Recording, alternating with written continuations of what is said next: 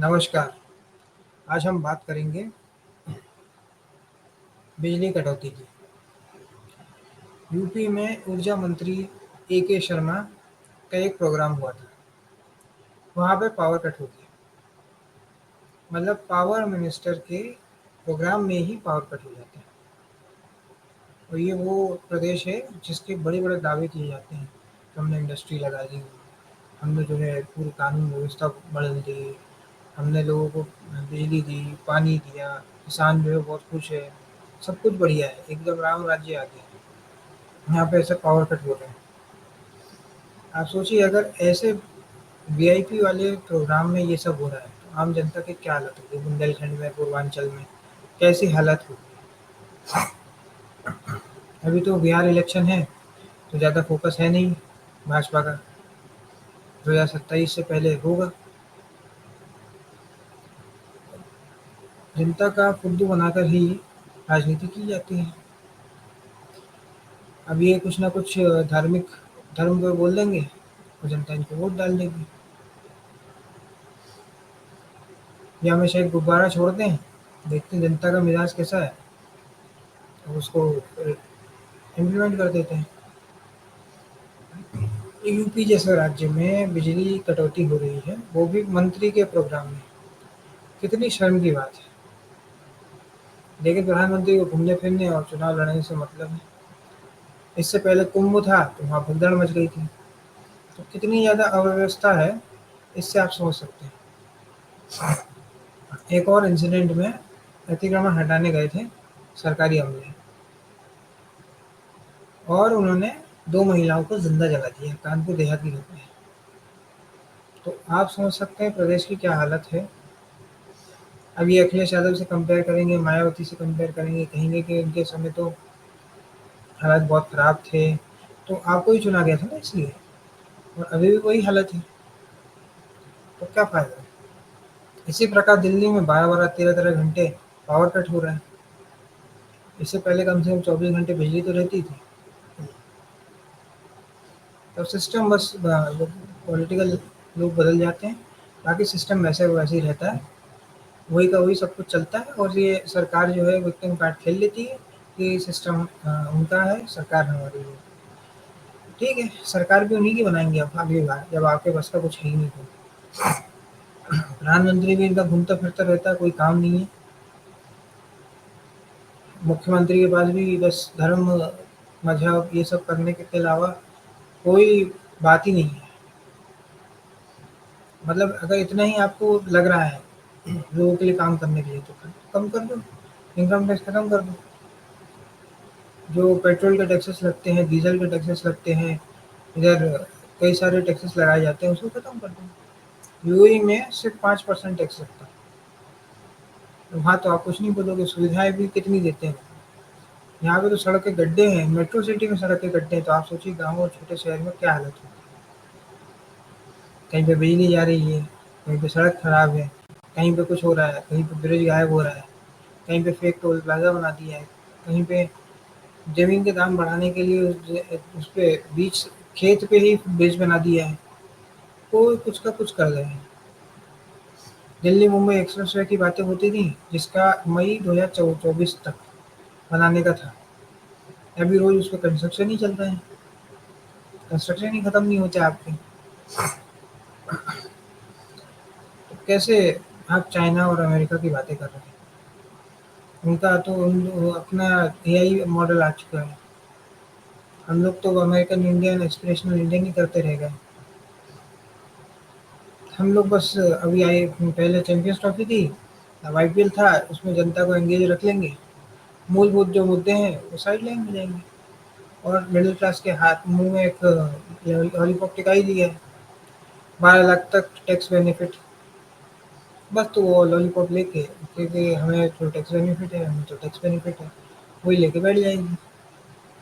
Somalia के level के जो है आपके सुविधाएं हैं, लेकिन टैक्स जो है वो यूरोप और अमेरिका के हिसाब से है। बातें ऐसी बड़ी-बड़ी करेंगे कि जैसे कारें हवा में उड़ने लगी हैं लखनऊ में। सब कुछ साफ हो चुका है, कोई समस्या ही नहीं है, सारा क्राइम खत्म हो चुका है। अयोध्या में ही रेप केस हो चुके हैं। इनकी अपनी सरकार जो महाराष्ट्र में है, उसमें ही स्वारगेट, पुणे में स्वारगेट आता है, उसके बस स्टॉप पे खड़े बस खड़ी थी, उसमें रेप हो गया। लेकिन अब हम लोग क्या कर रहे हैं, जोक से ऑफेंड होके कॉमेडियन पे कार्रवाई करेंगे। कहीं कोई हिट एंड रन केस हो गया, कहीं कुछ कोई किसी ने आत्महत्या कर ली, कहीं कोई काम करते-करते ही मर गया, लेकिन उस पे बात नहीं होगी, टॉक्सिक वर्क कल्चर पे बात नहीं होगी। हैं, वो कहेंगे कि हम भी 18-18 घंटे काम करते हैं। जो आप काम नहीं करते हो, आप काम बताते हो। मंत्री लोगों का, प्रधानमंत्री का काम बताने का काम होता है, और जितनी सुविधा उनको मिलती है, उतना वो कोई भी कर लेगा। और घूमने-फिरने के अलावा काम क्या करते हैं? 11 साल से सिर्फ टाइम पास ही तो हो रहा है। क्योंकि जनता को इस लेवल तक बना दिया गया है कि जो पेंशनर आपके पिताजी और दादाजी हैं, वो आपको गाली दे देंगे, लेकिन नरेंद्र मोदी को गाली नहीं देंगे। उनको लग रहा है कि तो भगवान है। अभी इनकी भी कल को अगर पेंशन बंद हो जाए, ये भी नरेंद्र मोदी को गाली देने लग जाएँगे। लेकिन राष्ट्रवाद और हिंदुत्व के वादे करने वाले लोग जो हैं, अभी पेंशन चल रही है इनकी, तो इसलिए वो कुछ बोल नहीं सकते हैं। इसी तरह जो ये है, स्टूडेंट हैं, 18 से 22-23 साल के हैं, उनको भी खुद तो टैक्स देना नहीं है, तो उनको कोई दिक्कत नहीं है। वो भी उनको पिताजी का पैसा मिल रहा है, गरीब हैं, तो उसका फ़ायदा मिल रहा है, इसलिए उनको कोई प्रॉब्लम ही नहीं है। नए-नए जो एंटर करते हैं जॉब में, उनको 12 लाख तक टैक्स देना नहीं है, तो उनको भी समस्या नहीं है, दिक्कत होती है जो उसके वो आगे चले गए। वो कह देते हैं हमारे पास ऑप्शन नहीं है, तो ये देश का दुर्भाग्य है कि ऑप्शन नहीं है। लेकिन आपको क्रिटिसाइज़ तो करना ही पड़ेगा मौजूदा सरकार को, अन्यथा आपकी हालत बहुत खराब हो जाएगी। टैक्स लग-लग के मिडल क्लास का सुपड़ा साफ हो जाएगा, और मिडल क्लास खत्म हो जाएगी। इसलिए मैं कह रहा हूँ कि 100 साल तक भाजपा को वोट डालते रहिए, लेकिन लिखिए तो, बोलिए तो, वीडियो बनाइए, उसको बताइए कि क्या-क्या समस्या है। आज भी सड़क पे कचरा है, गड्ढे हैं, लोग बस और ट्रेन में जानवरों की तरह धक्के खाते हुए ट्रैवल करते हैं। बैंगलोर जैसी सिटी में, गुरुग्राम जैसी जगह पे हल्का 5-10 मिनट भी पानी गिर जाए मूसलाधार, तो वहाँ पे पूरा पानी जम जाता है, बाढ़ जैसे हालात हो जाते हैं। बहुत ही बदतर हालत है इंफ्रास्ट्रक्चर की। लेकिन लोग जब भी कहो किसकी सरकार है, बस उसके हिसाब से कर लेते हैं। अब प्रधानमंत्री क्या मणिपुर गए हैं? नहीं गए, उनको क्या करना है? अभी किसी एक्ट्रेस को चोट लग जाए, उसमें जल्दी ट्वीट आ जाएगा। और क्या इस पर योगी आदित्यनाथ कुछ बोलेंगे? नहीं बोलेंगे, क्योंकि वोट तो हिंदू मुस्लिम करने से मिलता है। बाकी टैक्स जितना लगाना चाहो लगा लो, मिडिल क्लास तो अंधी है, आप ही को वोट डालेगी। अब बाकी तो क्रिकेट है ही, क्रिकेट बॉलीवुड, उसमें लग जाते हैं, भूल जाते हैं। अब आईपीएल चलेगा 50 दिन, उसमें भूल जाएँगे, फिर वो कुछ और टूर्नामेंट आ जाएगा, उसमें हो जाएँगे। जैसे फ़िल्म का संवाद है, देखो, देखो क्रिकेट देखो, गुंडों को नेता बनते मत देखना, वैसे ही। तो लोग जो है समझना चाहते नहीं हैं कि ये सरकार क्या से क्या कर रही है। 5-10 साल के बाद जब ये मिडिल क्लास गरीब हो जाएगी,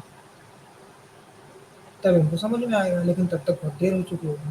फिर जो नई मिडिल क्लास आएगी, कारपेंटर, मज़दूर, मेड, कुक, ये लोग जो है ग्राउंड पे उतरेंगे 15 साल के बाद, और फिर सरकार से सवाल पूछेंगे। तो जब आप खत्म ही हो जाओ, इससे पहले आप खुद ही सवाल पूछने लग जाओ। अगर मंत्री के ही प्रोग्राम में पावर कट हो रहा है, तो स्थिति क्या है? बद से बदतर हो चुकी है। बड़े-बड़े दावे किए जाते हैं यूपी के ग्रोथ पे, आप बेसिक फैसिलिटी नहीं दे पा रहे हो बिजली पानी की, तो क्या कर पाओगे? इंडस्ट्री भी ज़्यादा से ज़्यादा कहाँ लगेगी? जहाँ पे बिजली है, जहाँ पे ट्रांसपोर्टेशन है। अब ये चीज़ें नहीं है, तो कैसे चलेगी? अब आप बिहार से कंपेयर कर दोगे यूपी को, उसको जस्टिफाई कर दोगे। बिहार से कंपेयर करने पे तो हो ही जाएगा ना। जैसे इंडिया को पाकिस्तान से, सोमालिया से कंपेयर करोगे तो अच्छा ही माना जाएगा।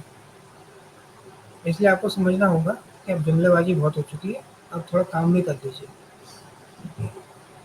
मिडिल क्लास नहीं तो खत्म हो जाएगी।